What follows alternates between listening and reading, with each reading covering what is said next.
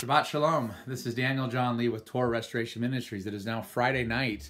Not only is it the Sabbath day, but it's the it's the monthly new moon. It's the 8th new moon, and 8 is the number for new beginnings. And I'm so excited to share what Yah's been putting on my heart the last couple days. It ties in right in with my last teaching about Purim.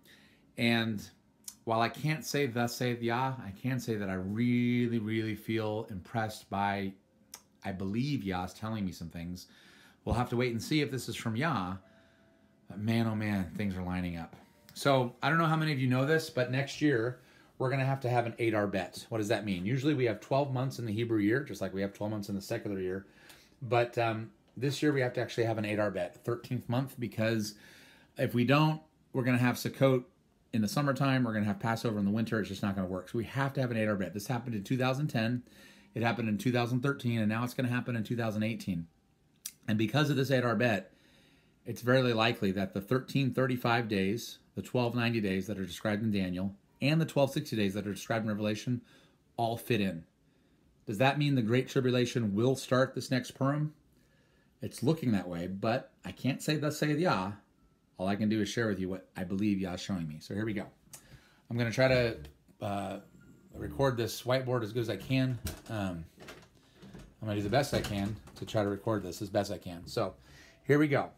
So basically what we have here is right now we're in the Jubilee year. And of course the Jubilee year started last spring because according to Exodus, the Hebrew year begins in Aviv, which always happens in March, April.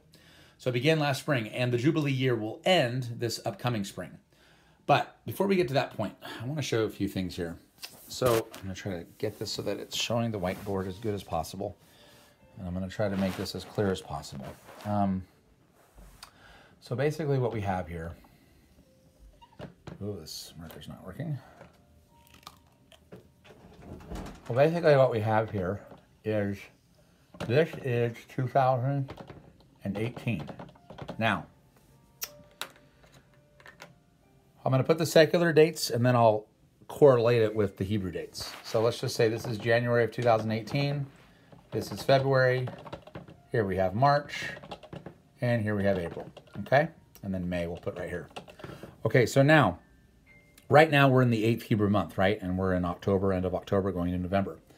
By the time we get to January, February, we're going to be in the 11th to 12th Hebrew month, okay? And in fact, Purim this next year is going to be on March 2nd and 3rd. It's a Friday and Saturday. And those, if you go to the book of Esther, you know that's the 14th and 15th day of Adar, or the 12th month. So by the time we get to early March, we're going to be in the middle half of the 12th Hebrew month, okay? Now, because the end of that 12th month happens on March 17th, that new moon happens like right around March 17th, the barley's not going to be Aviv. I mean, there'll be pockets that will be Aviv, but the barley won't be Aviv. And also, you have to wait for the first new moon after the spring equinox, because in Genesis, it says you have to use the sun, the moon, and the stars to determine the new year. So you use the stars, the sun, by using the equinox. You use the moon by the new moon conjunction. So you always wait for the first new moon after conjunction, the first new moon of conjunction after the equinox. And March 17th is going to be too early, so you got to add in another month, the 13th month. Well, the Hillel calendar and maybe even the Karaites are not going to do that. They're going to actually start early. They're basically going to start their feast days a month too early, and they're going to have a counterfeit feast days that are going to be too early, and that's going to play into how this is all going to play out. Now, if my theory is correct, and Purim, which happens on March 2nd, 3rd, if this is when the abomination of desolation occurs, and see my last video to find out why I think the abomination of desolation happens, or at least when Satan gets thrown down and fills the man of sin. If it occurs on this day, then watch this. We're going to have a 13th month, right? And on the 10th day of that 13th month, which is when the Jews will keep their Lamb Day. Now, they're not supposed to keep Lamb Day there. They're supposed to wait another month until the 10th day, but they're on the Hillel calendar, so they'll be keeping the feast days a month too early this next year.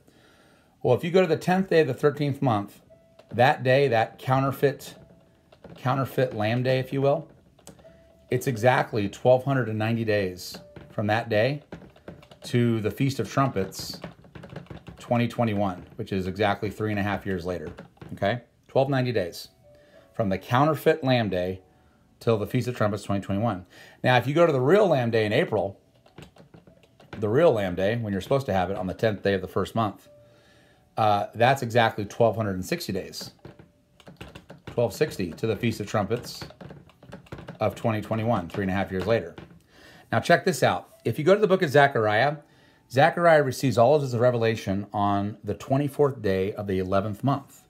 Well, this year, the 24th day of the 11th month happens on February the 10th.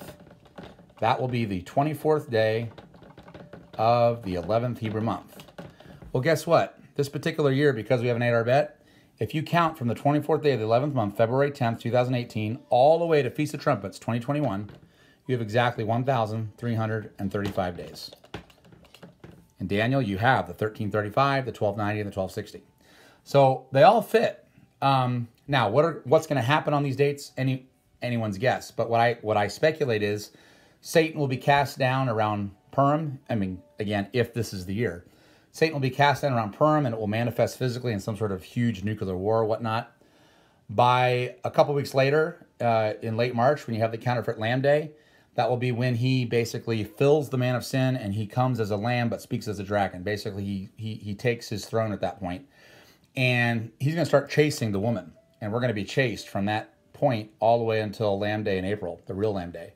And so the woman will be chased by the dragon for that month-long period. By Lamb Day in April, the two witnesses will begin their 1,260-day preaching. And the woman, the Philadelphian Christians, 1/7 of all believers on earth, will be in the safe place during that period. And the dragon will have started his 5-month, if you go to the 5th trumpet, it takes him 5 months to consolidate his power. So for 5 months, he'll be consolidating his global rule, and he'll begin persecuting those believers who did not get into the safe place in Revelation 12. And basically, from that point and for the next 3.5 years, he's going to be murdering anyone who does not bow their knee to him and take the mark of the beast. So at that point, if you're not in the safe place, the only way to get salvation is either to be martyred or to somehow hide away, although it's going to be very difficult if you're not in the safe place. So you're probably going to be martyred. And the dragon's going to murder millions upon millions of people. So I think that's probably the order of events. Now, what's going to happen on February 10th? This happens before anything else. I mean, this is when Zechariah received all these visions about basically the end of the world, the Great Tribulation, the two witnesses, all these things. I don't know. Maybe February 10th will be sort of like a time marker. I know right now we're way in October, right? And we're at the 8th month, which is New Beginnings. And Yahshua said in the Gospels, he said, "Say not 4 more months and then the harvest. I tell you, the fields are white for harvest now." Well, there's about 4 months right now. 4 months now from October, where we're at, late October, until Purim.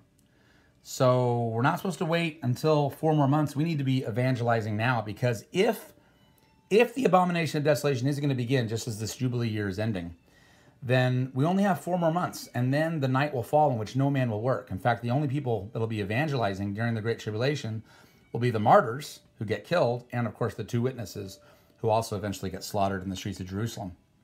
So if you are a Philadelphian, if you're someone who's taking hold of that promise in Luke 21 and Revelation 3 about being that woman that escapes into the safe place, you only have 4 months to reach the lost. And that's our whole mindset, right? We're supposed to be trying to win the lost. Now, again, I'm not saying thus saith Yah. I'm not saying the 3.5-year Great Tribulation is definitely going to begin this next Purim, but it's all lining up.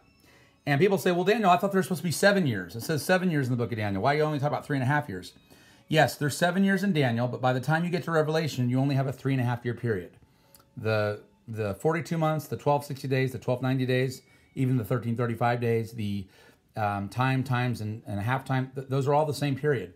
So why do we have 7 years in Daniel and only 3.5 years in Revelation? Because the first 3.5 years have already been fulfilled. Jesus Christ of Nazareth, Yahshua HaMashiach, he fulfilled the first 3.5 years when he walked this earth 2,000 years ago. That's why it says he was cut off, but not for himself. That was when he died on the cross and rose again. So just like Yahshua, the real Yahshua got 3.5 years, so the counterfeit Yeshua will also get his 3.5 years. So is it going to happen? Are we really going to see the Great Tribulation as prophesied in Revelation begin from Purim of 2018 to the fall feast of 2021? I don't know. But what I do know is that if it does not happen, it'll be a rehearsal. And when it does happen, it'll be on some future year that'll be an 8-hour bet. Like I said, if you look over the past 7 years, an 8-hour bet only happened in 2010 and 2013. So, and now we're coming up to the next one in 2018. So it only happens every 3 to 5 years. But I do believe that whenever the Great Tribulation does begin, it will start on an 8-hour bet. It has to, because that's the only way these 1290, 1260, and all these things can work out. So be sober, watch, keep looking up. The resurrection, or what the Christians call the rapture, doesn't happen until at the very earliest Feast of Trumpets, Yom Teruah 2021. And of course, it may be longer if I'm wrong about things kicking off this next winter. But one thing Yah was showing me is that, the churches are slumbering. Even churches with a lot of truth and spirit, they're slumbering. They like to sleep. They like the Laodicean slumber. And it's almost like Yah is saying the only way he's going to be able to wake up the slumbering church is to start the Great Tribulation. And it will work. It will definitely purify the bride. But I think that's what it's coming down to. We'll see if I'm right. I could be wrong. But Shabbat Shalom, everyone, and happy 8th new moon. Happy new moon of new beginnings. Shabbat Shalom.